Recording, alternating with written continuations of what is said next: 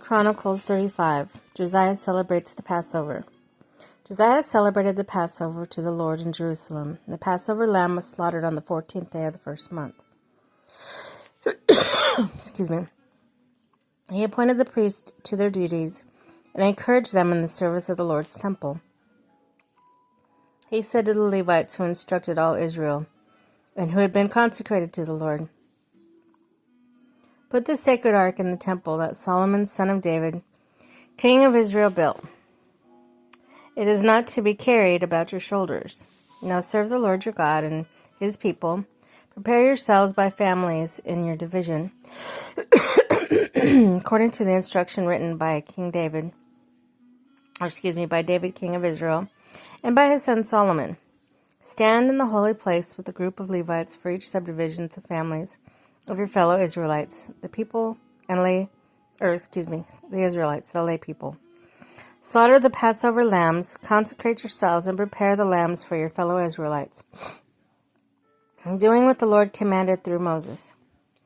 Josiah provided for all the lay people who were there a total of 30,000 lambs and goats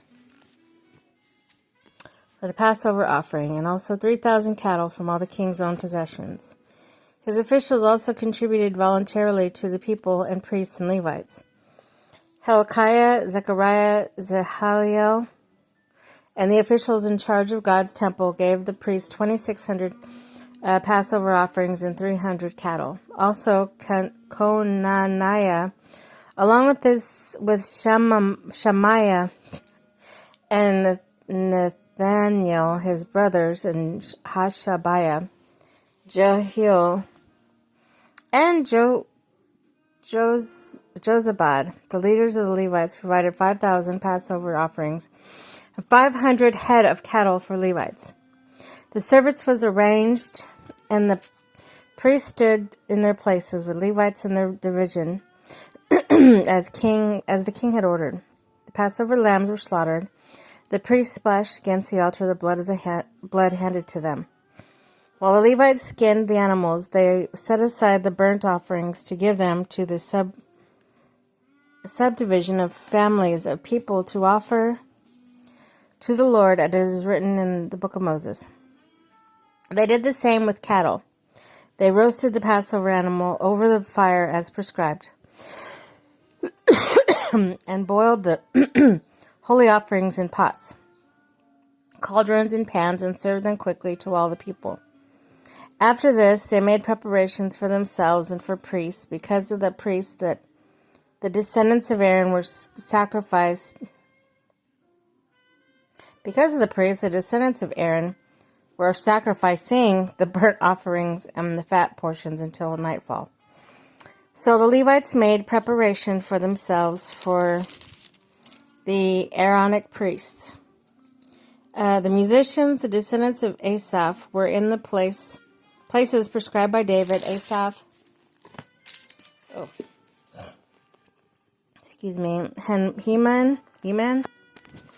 and Jeduthun, the king's seer. The gatekeepers at each gate did not need to leave their posts, because their fellow Levites made the preparation for them. So at the time, the entire service of the Lord was carried out for celebration of the Passover, and the offerings of the burnt offerings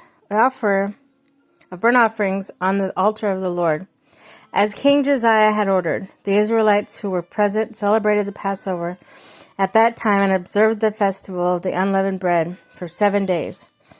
The Passover had not been observed like this in Israel since the days of the prophet Samuel, and none of the kings of Israel had ever celebrated such a Passover, as did Josiah with the priests, the Levites, and all Judah and Israel who were there with the people of Jerusalem. This Passover was celebrated in the 18th year of Josiah's reign. The death of Josiah. Excuse me. After all this, when Josiah had set the temple in order, Necho, king of Egypt, went up to fight the Carchemish on the Euphrates, and Josiah marched out to meet him in battle. But Necho sent messengers to say to him, "What quarrel is there, king of Judah, between you and me?" It is not you I am attacking at this time, but the house with which I am at war. God has told me to hurry, so stop opposing God, who is with me, or he will destroy you." Josiah, however, would not turn away from him, but disguised himself to engage him in battle. He would not listen to what Necho had said at God's command, but went to fight him in the plains of Megiddo. Archers shot King Josiah, and he told his officers, "Take me away, I'm badly wounded." So they took him out of the chariot, put him in his other chariot, and brought him to Jerusalem, where he died. He was buried in the tombs of his ancestors, and all Judah and Jerusalem mourned for him. Jeremiah composed laments for Josiah to this day. All the male and female singers commemorate Josiah in the laments. These became tradition in Israel and are written in the laments. The other events of Josiah's reign and his acts of devotion in accordance with what was written in the law of the Lord, all the events from beginning to end are written in the book of the kings of Israel and Judah.